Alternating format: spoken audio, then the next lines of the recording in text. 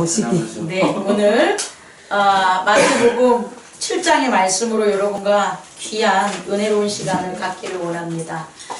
여러분, 마태복음 7장은요, 핵심어를 말한다면, 마태복음 7장에서는 상반부에 비판이라는 단어가 나오지만, 사실상은 비판이라는 단어보다는 저는 오늘 제가 기도할 때 읽었던 12절, 마태복음 7장 12절, 이것이 율법이요 선지자니라 라는 이 말이 오늘 말씀의 키워드임을 여러분에게 전합니다.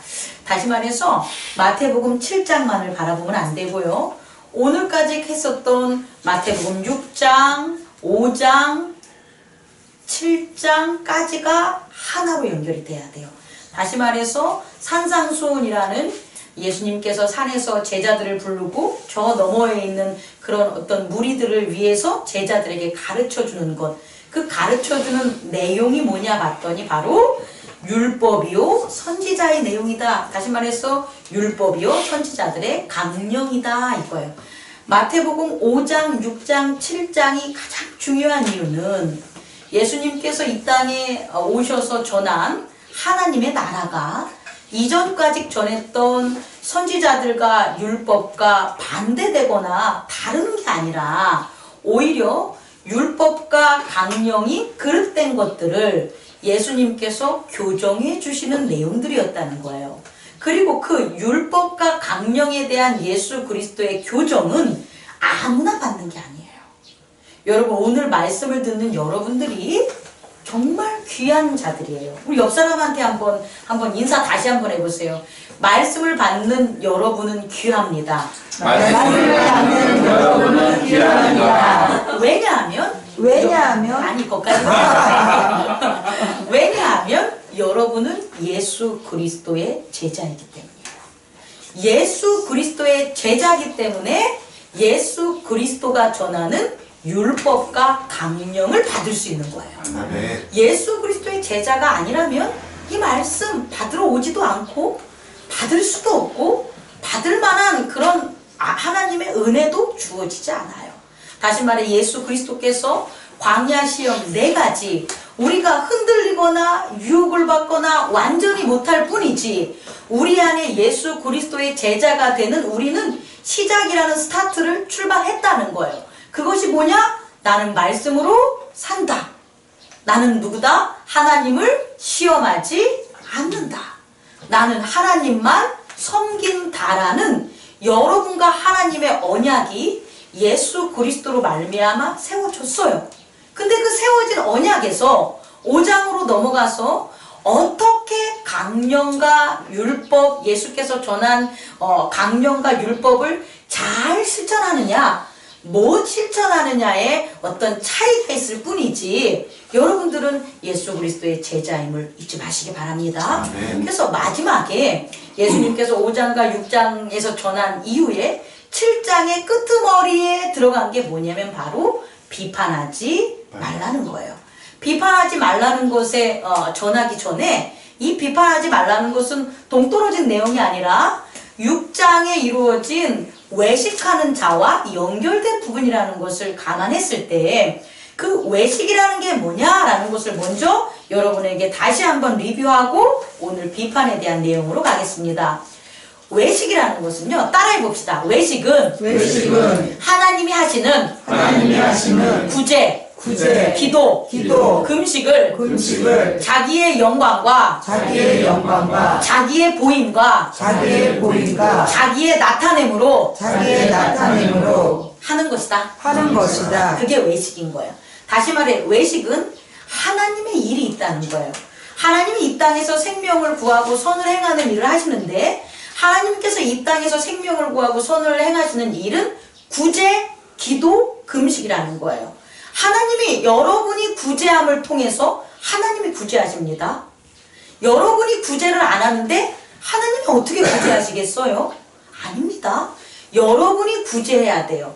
예를 들어서 자기의 목숨을 바치고 우리 아주 지났지만 몇 년이 지났지만 세월호의 의인들 있지 않습니까? 그 의인들이 그냥 의인이 아니죠. 자기의 목숨을 어떻게 했어요? 자기가 분명히 구조선으로 나갈 수 있음에도 불구하고 아이들을 내보내고 다시금 들어갔단 말이에요. 그래서 자기의 목숨을 뭐 한 거예요? 버린 거잖아요. 그게 구제라고요. 그 구제할 때에 하나님이 함께 하신다는 거예요. 근데 그 세월호에 아무도 그걸 안 해. 아무도 그걸 안 하고 자기만 막 탈출하려고 나왔어. 그럼 하나님이 어떤 통로로 구제하겠어요? 여러분, 뭐 요새 남북한의 관계가 지금 롤러코스터로 왔다 갔다 하지만 희망의 끈을 놓지 않으면 분명히 소망이 이루어짐을 믿습니다. 그러면 이런 관계가 없을 때 북한을 갖다가 뭐 퍼주느니 뭐 안 도와주느니, 아니 북한은 안 도와주면서 아프리카 사람들은 그럼 왜 퍼줘? 북한을 도와준 이유는 세계 유엔에서 가장 뭐하기 때문에 못 살고 인권이 유린되기 때문에 최소한 의약품과 식량은 지원해 주자라는, 아프리카를 지원해 주는 거나 못 사는 나라들을 지원해 주는 거나 똑같은 차원에서 지원해 준 거예요. 그건 퍼주는 게 아니라 구제한 거라고요. 뭐라고요? 구제. 근데 그 구제를 남들은 뭐라고 막고 왜 하냐고 했을 때 구제한 사람이 있었어요? 없었어요? 있었겠죠. 그 구제하는 사람이 있으니까 하나님이 뭐 하는 거예요? 북한 선교를 할 수 있는 구제 역사가 일어난 거예요. 아프리카도 마찬가지예요. 아시아도 마찬가지예요. 이슬람도 마찬가지예요. 그 구제하는 사람들이 있기 때문에 그 구제하는 사람들을 통해서 하나님이 역사하시는 거예요. 다시 말해, 이것을 하나님적인 측면에 보면 하나님이 구제하신다는 거예요. 하나님이 구제하시니까 우리가 북한 선교를 할 수 있었던 거고, 아프리카 선교를 할 수 있었던 거고, 내 목숨을 내놓고 세월호 아이들을 갖다가 구할 수가 있었다는 거예요. 또한 우리도 하나님이 하시는 일이니까 교회를 섬기는 구제를 할 수가 있다라는 거예요. 하나님이 하시는 일이니까 이웃에게 구제하는 은혜를 베풀 수 있다라는 거예요. 기도도 마찬가지예요. 하나님이 들어주지 않는 죄 용서의 기도가 무슨 의미가 있겠습니까? 아무리 기도를 해도 죄가 사라지지 않아. 아무리 기도를 해도 악이 멸하지 않아. 그럼 뭐하러 기도를 하겠어요? 기도를 하는 유일한 이유는 뭐예요? 죄가 사하여지고 악이 멸해지는 거예요. 그걸 누가 하십니까? 하나님이 하신다는 거예요. 하나님이 하시는 일이기 때문에 우린 뭐한다? 기도하는 거예요. 다시 말해, 하나님이 원하시는 게 기도라는 거예요. 하나님이 원하시는 게 죄를 여러분들이 사해주고 악을 멸하는 것을 하나님이 원하는 거고, 우리도 그것을 원하기 때문에 기도한다는 거예요. 이해하실 수 있겠습니까? 우리는 왜 교회를 위하여 기도합니까? 하나님께서는 교회의 은혜와 진리가 풍성하기를 원합니다. 은혜와 진리가 교회 안에 풍성하려면 교회 안에 죄가 어떻게 돼야 돼요? 사해져야 돼요. 성도의 죄를 목사가 사해줘야 되고, 목사의 죄를 성도가 사해줘야 돼요. 그래야지 하나님이 기뻐하시는 일이 이곳에 이루어지는 거예요. 그래서 하나님이 원하시는 거기 때문에 우리는 교회를 위해서 뭐 하는 거다? 기도하는 거예요. 가정에 있어서, 이웃에 있어서, 사업에 있어서도 동일한 거예요. 그것을 하나님이 원하세요. 여러분의 가정에 죄가 없기를 원하세요. 그래서 여러분들을 통해서 뭐 하기를 원하는 거예요? 기도하기를 원하는 거예요. 여러분의 사업이 정말 잘 되기를 원해요. 여러분의 기업이 하나님의 기업이 되기를 하나님은 원하세요. 그러려면 기업과 여러분의 사업에 뭐가 없어야 돼요? 악이 있으면 안 돼요.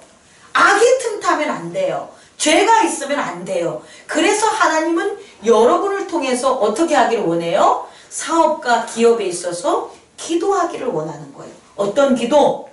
죄를 사하여 주고 악을 멸하는 기도를 하셔야 됩니다. 또 하나님은 무엇을 원하시냐면 여러분이 변하기를 원해요. 여러분이 거룩한 자가 되기를 원해요. 여러분으로 말미암아 많은 세상 사람들이 하나님의 아들이라고 부르기를 원해요. 아, 목사! 이렇게 부르는 건 하나님이 원하는 게 아니에요. 하나님은 하나님의 아들, 하나님의 딸, 이렇게 제가 불러지기를 원해요. 여러분도 마찬가지예요. 장도아, 어순아, 이렇게 불러지는 거 하나님 원하지 않아요. 오승화가 잘 된다고, 장도화가 잘 된다고 하나님이 무슨 영화를 누리시겠어요? 아니에요. 하나님은 하나님의 아들 저한테 기도해 주세요. 하나님의 딸 저한테 기도해 주세요. 다시 말해 세상 사람들이 여러분을 어떻게 바라보길 원해요? 하나님의 아들로 바라보길 원하고 하나님의 아들로 따르기를 원하는 거예요. 그래서 여러분들을 뭐 하고 싶은 거냐? 변화시키기를 원하는 거예요. 여러분을 말씀과 성령으로 거듭나게 하기를 원하는 거예요. 그래서 뭐하라? 에고를 죽여라.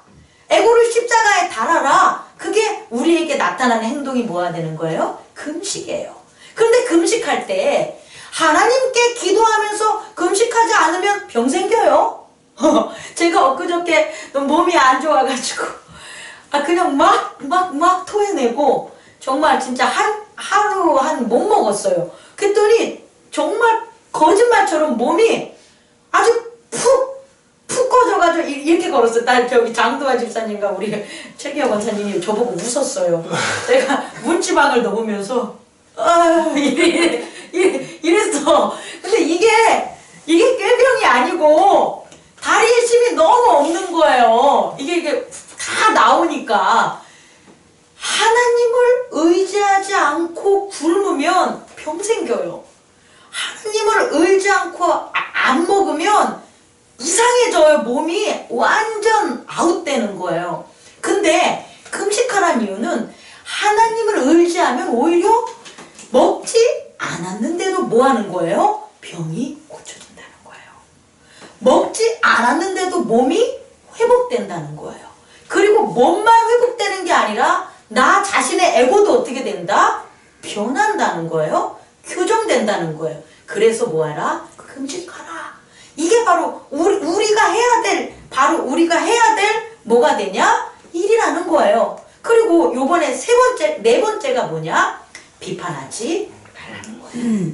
그래서 오늘 외식에 대한 것을 외식에 대한 게 뭐냐? 하나님의 일을 우리의 일로, 우리의 영광과 우리의 나타냄과 우리의 보여줌으로 하는 게 외식이다. 그게 아니라 하나님만 나타나게 한다면 그것은 바로 우리가 뭐 하는 거예요? 이 땅에서 하나님을 나타내는 유일한 방법이었는데 그걸 못했다는 거예요. 그리고 그 다음이 바로 네 번째가 비판하지 말라는 건데, 사실 여기에서만 외식하지 말라 이렇게 했기 때문에 비판하지 말라 이거지, 이걸 긍정의 단어로 만약에 바꾼다면 헤아려라 이렇게 하면 돼요. 헤아려라. 용서해라. 그러니까 용서해라는 우선 죄가 있으니까 죄로 넘어가기 전에 작용이기 때문에 용서는 조금 더 틀린 차원이고요. 이건 2부 때 제가 이렇게 분리해서 가르칠 테니까 꼭 물어보세요. 제가 이렇게 하게 했다는 것을. 이 비판은 죄가 낫기 전에 이루어지는 거예요. 죄가 낫기 전에. 다시 말해 비판은 죄라는 게 생기기 전에 할 수 있는 헤아림과 관계가 있다라는 거예요. 그러니까 이 비판하지 말라를 긍정의 단어로 말하면 뭐가 된다? 헤아려라. 한번 따라해보세요. 헤아려라. 헤아려. 이거 그렇게 발음이 안 돼. 한국말로 헤아림이라는 단어가 있어요. 헤아리다. 그러니까 다시 말해 구제하자, 기도하자, 또 뭐라고요? 금식하자. 그 다음이 뭐라고요? 헤아리자. 이렇게 돼야 되는 거예요. 헤아리자. 이것을 잘못되게 하는 게 비판한 거라고요. 그러니까 비판한 게 뭐가 되는 거예요? 외식하는 게 된다라는 거예요. 이해 가셨죠? 그렇다면 오늘 헤아림과 비판의 차이가 뭔지에 대해서 먼저 여러분에게 알려드리겠습니다. 자, 헤아림과 비판의 차이는 좀 전에 얘기했지만 죄가 일어나기 전 단계예요. 그러니까 죄가 일어나기 전 단계니까 외연에 있는 거예요? 내면에서 발생하는 거예요? 내면에서 발생하는 거예요. 내면에서 발생하지 않고 외연으로 가면 죄가 이미 발생된 거예요. 야, 이 못된 놈! 그럼 이게 밖으로 나왔잖아요? 그럼 야, 이 못된 놈이라는 걸 내 안에서 뭐 하면 돼요? 차단하면 돼요.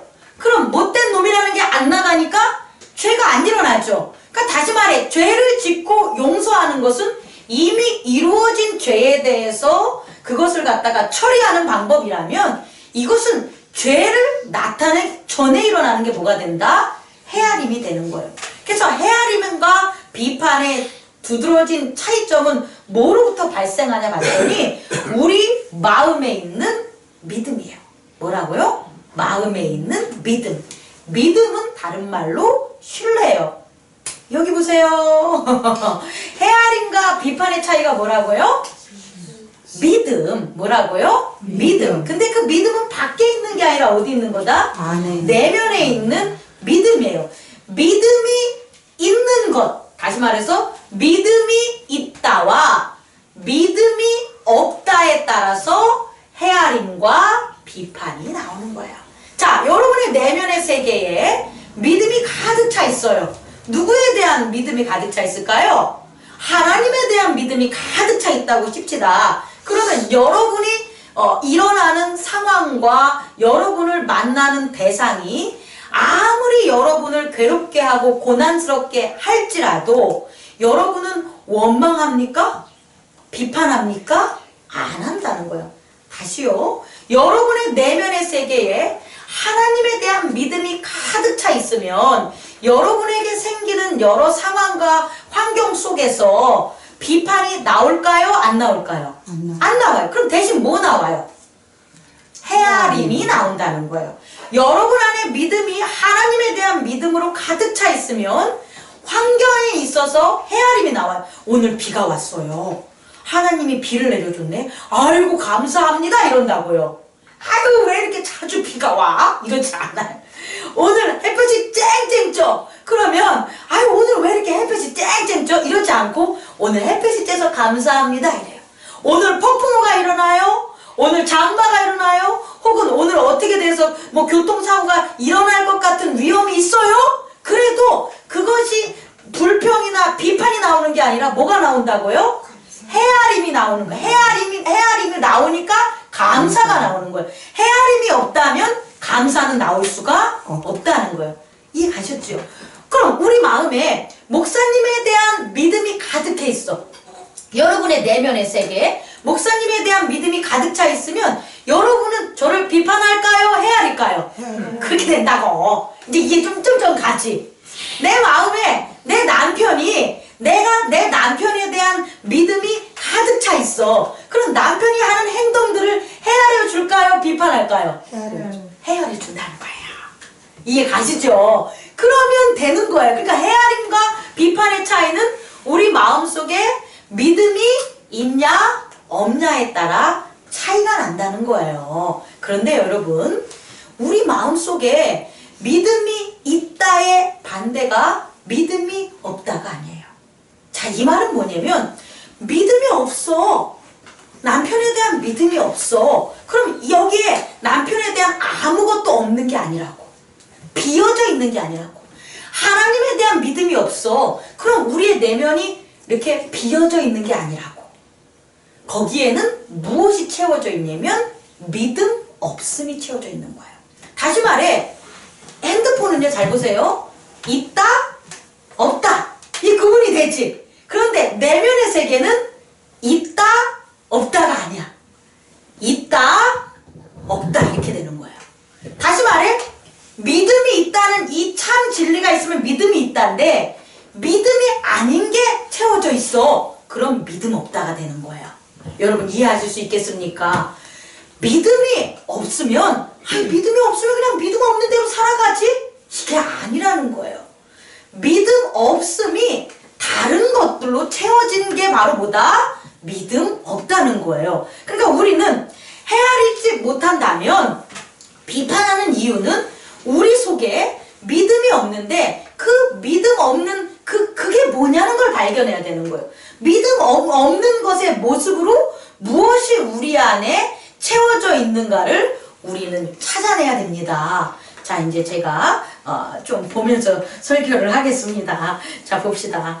오늘 만약에 여러분이 이제 이 설교를 듣고 또다시 작은 일이든 큰 일이든 사소한 거든 중한 거든 또 화를 내고 또 분노하고 누군가를 비난한다면 비판한다면 여러분 안엔 믿음이 없는 거예요.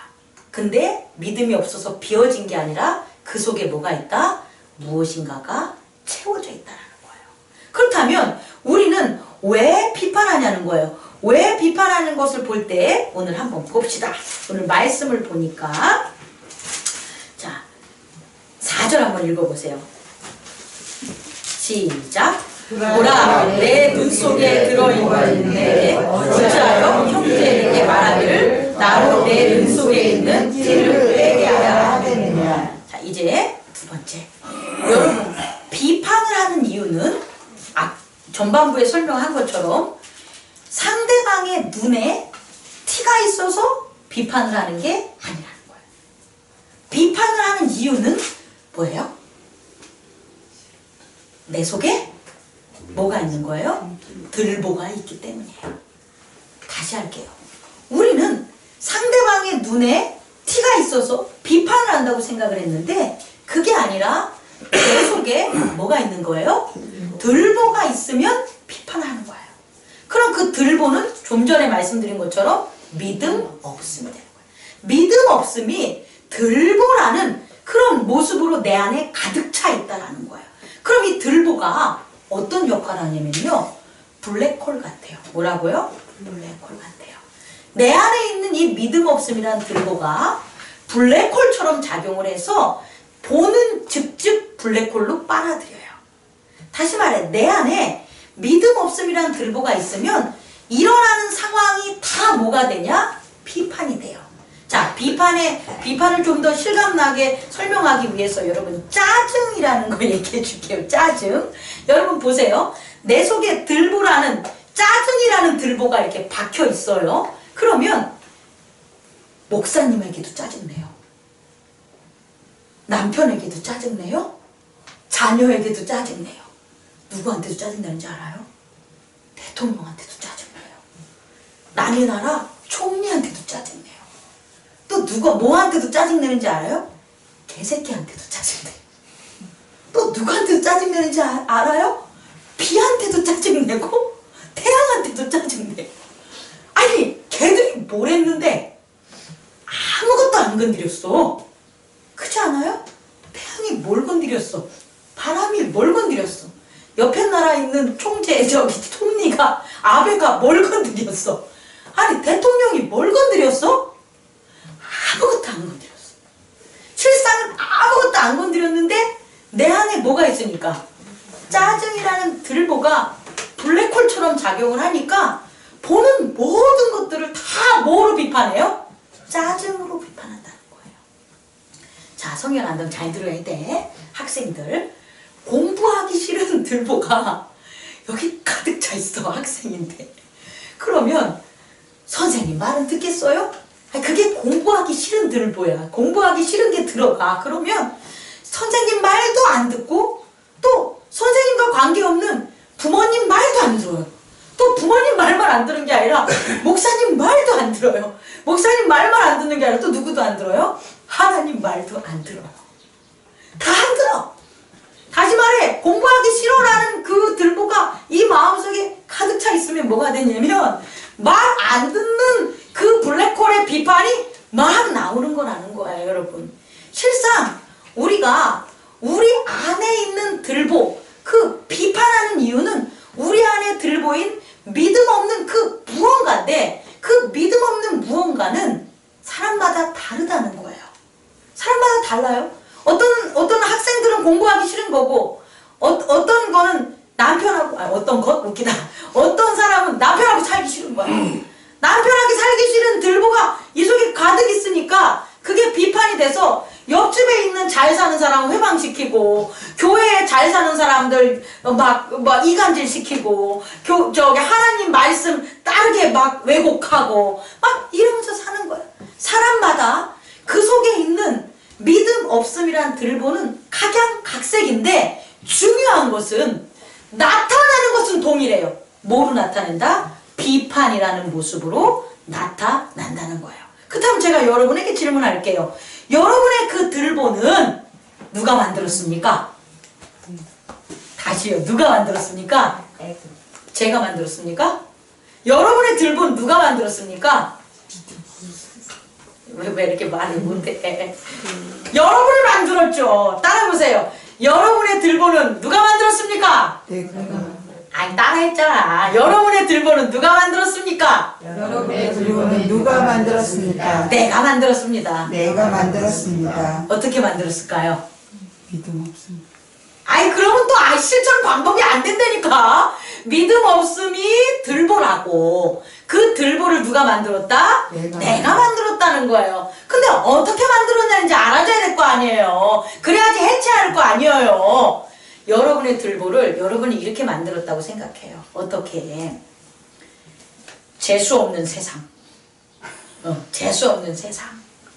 또 뭐 복받지 못했던 가정 환경. 혹은 뭐 타락한 세상, 또 뭐 희망 없는 인생, 이런 것들로 나는 나의 들보를 만들었다고 생각합니다. 그게 아니에요. 내가 나의 들보를 만든 건 바로 이거예요. 뭐냐면 희망 없는 세상을 사랑한 나. 재수 없는 세상을 사랑한 나. 또 뭐 나는 그 단어를 잘 안 써가지고 이런 말이 잘 안 나와. 또 뭐 있냐? 안 좋은 말들이 뭐 있어요 또? 뭐 있잖아. 흉악한 세상을 사랑한 나. 단어가 생각이. 하여튼 저주받은 그렇지. 그런 말이요, 그런 말. 그런 말을 안 생각하니까 까먹어 버렸어. 저주받은 세상을 사랑한 나예요, 나. 그냥 저주받은 세상 때문에 그게 내 안에 만들어지지 않아. 저주받은 세상은 저주받은 세상이고, 흉악한 세상은 흉악한 세상이고, 재수 없는 세상은 재수 없는 세상이지, 내가 그것을 사랑하지 않는다면 내 안에 들보는 만들어지지 않아요. 근데 그런 것들을 사랑했던 거야. 그동안 그런 것들을 사랑했기 때문에 내 안에 그러한 들보가 어떻게 된 거다? 만들어졌다는 거예요. 그렇다면 이렇게 만들어진 들보를 없애려면 여러분들이 뭐만 안 하면 돼요? 사랑하잖아. 그렇지. 사랑만 안 하면 돼. 아주 쉬운 거야. 이제 그걸 사랑하지 않아? 연인이 왜 헤어져요? 사랑하지 않아. 부부가 왜 헤어져요?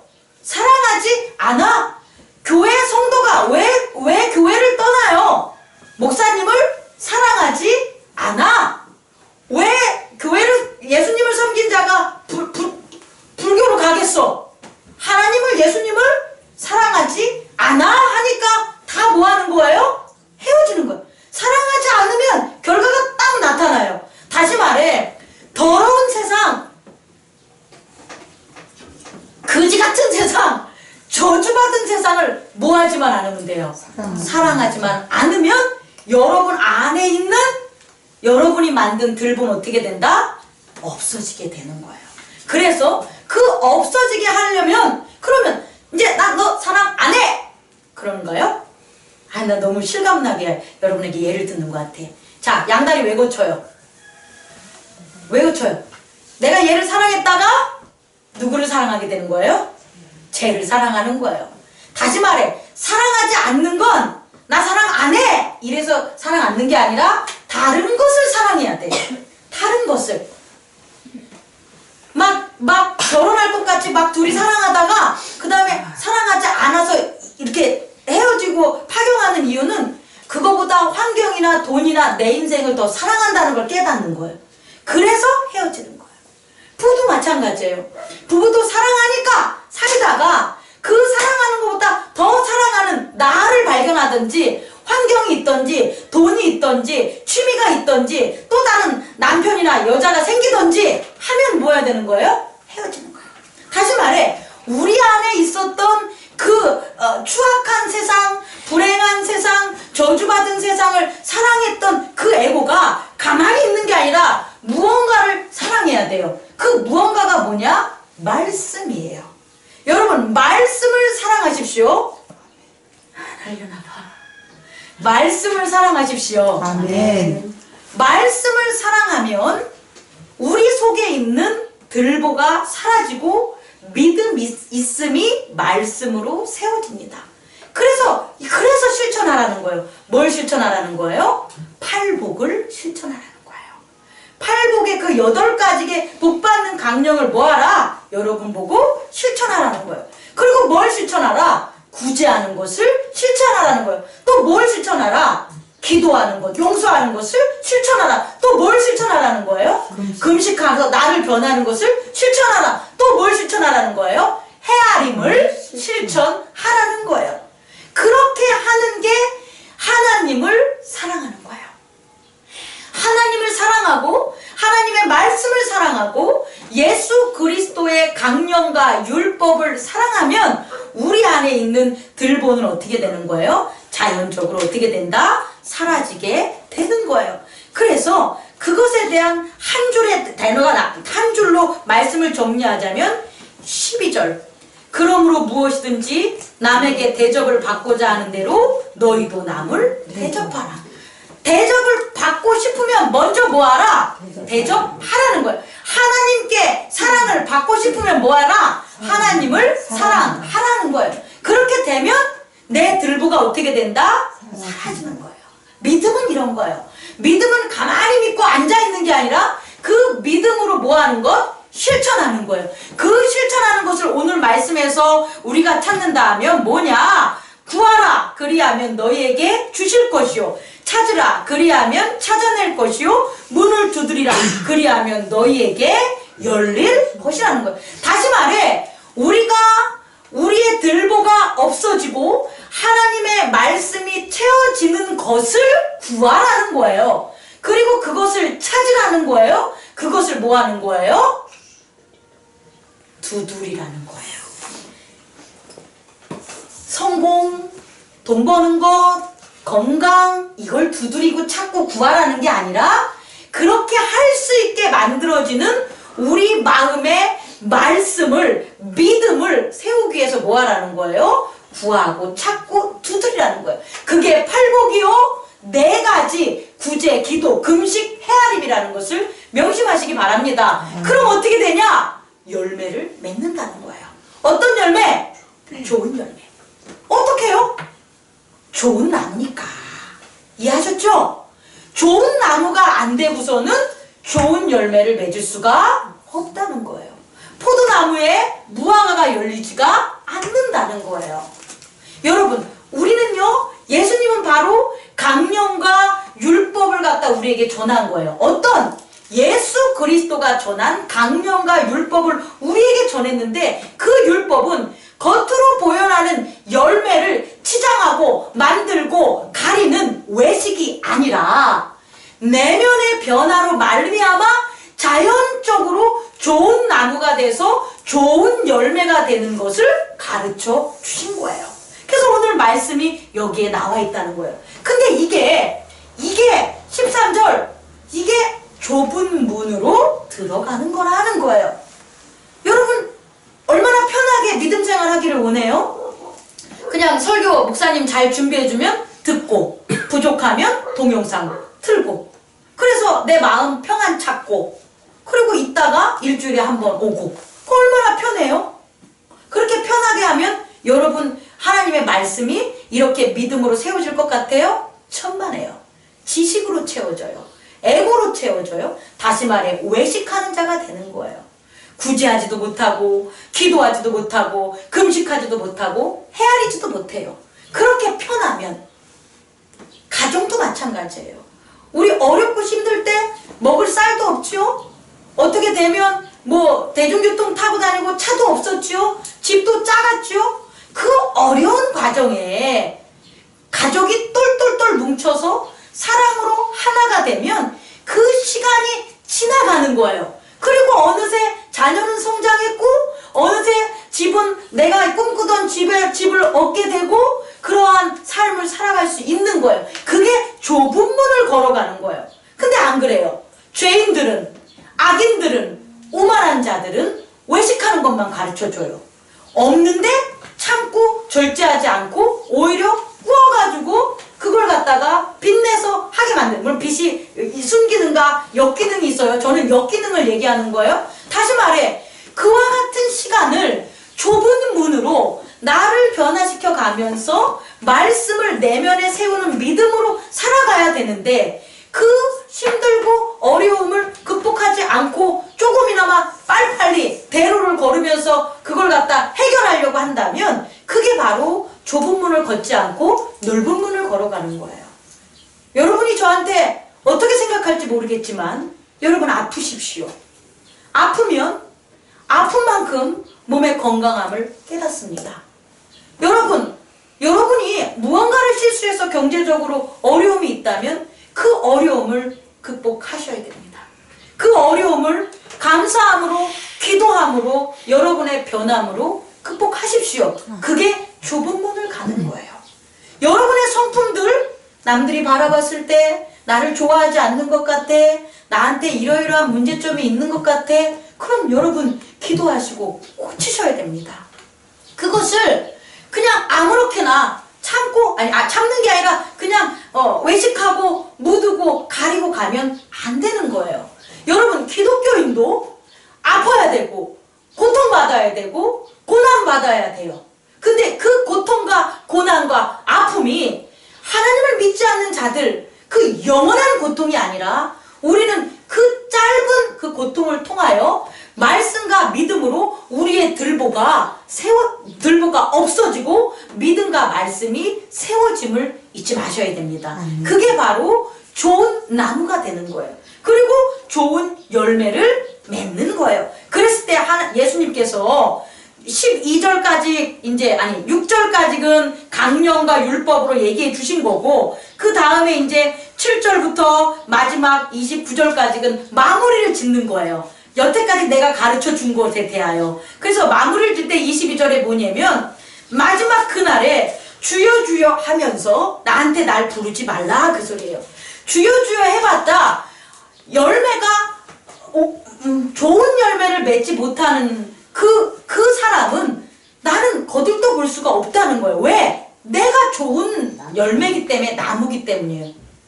다시 말해, 예수 그리스도가 좋은 열매이기 때문에, 좋은 나무기 때문에 좋지 않는 가지가 그 옆에 오질 못하는데, 너희들이 나한테 좋지 않는 열매 나무가 돼서 주여 주여 한다고 해서 내가 너희를 어떻게 접붙이겠냐, 나한테 이 소리예요. 다시 말해 뭐라고 얘기하냐면, 하늘에 계신 내 아버지 뜻대로 하는 자가 좋은 열매를 맺는다, 그 소리예요. 그리고 좋은 나무라는 거예요. 그런데 거짓 선지자들이 많고 이단들이 많고 잘못된 말씀을 가르치는 자들, 저 좁은 문이 아닌, 좁은 길이 아닌 커다란 그런 세속적인, 세상적인, 성공적인, 향락적인 것들을 너희들한테 유혹하는 자들이 있다 없다, 그렇게 불법을 행하는 자가 있다 없다, 그들을 뭐하라? 삼가하라는 거예요. 그래서 날마다 24절 읽어보세요. 시작. 그러므로 누구든지 나의 이 말을 듣고 행하는 자는 그 집을 반석 위에 지은 지혜로운 사람 같으니. 그러니까 짓는 거예요. 믿음의 집을, 들보 대신 우린 뭘 짓는 거예요? 믿음의 집을 날마다 지어가는 거예요. 팔복과 예수님께서 가르쳐준 구제와 기도와 금식과 헤아림으로 우리가 날마다 뭘 듣자, 이걸 행한다면 우리는 믿음이 그리스도의 반석 위에 믿음의 집이 지어진 지혜로운 사람이 된다는 거예요. 그래서 너희들이 몸은 이 땅에 살지만 어떤 일이 벌어지냐? 창수와 바람이 불어도 너희들의 믿음은 어떻게 된다? 무너지지 않는다, 그 소리예요. 말씀을 마치겠습니다. 여러분, 우리는 오늘 사실상 마태복음 7장을 통해서 예수님께서 우리들 제자들을 통해서 어떻게 살아가야 될지를 가르쳐 주셨어요. 그것이 예수 그리스도가 전한 강령이자 율법입니다. 그 율법을 지키는 저와 여러분이 되기를 원합니다. 아멘. 다시 한번 정리합니다. 시험에서 이겨야 대한 3가지 확실한 하나님과의 관계성을 맺으시기 바랍니다.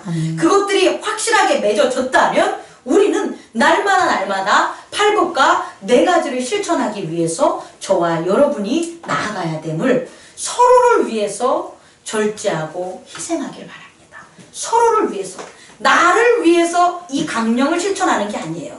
내가 복받기 위해서 이 팔복을 하는 게 아니라 하나님의 영광을 위해서 팔복을 실천하는 거예요. 또 내가 나타나기 위해서 네 가지를 실천하라는 게 아니라 하나님이 이 땅에서 나타나라고 어떤 일, 교회 일, 내 일, 기업, 사업, 세상에 하나님이 나타나시라고 우리는 네 가지 일을 해야 되고 나를 보여주기 위해서 이와 같은 네 가지 일을 하는 게 아니라 하나님이 남들에게 믿지 않는 자들에게 보여지게 하기 위해서 하나님의 빛을 보이게 하기 위해서 구제와 기도와 금식과 헤아림을 실천하는 저와 여러분이 되기를 원합니다. 아멘. 말씀 마치겠습니다. 꺼주시기 바랍니다.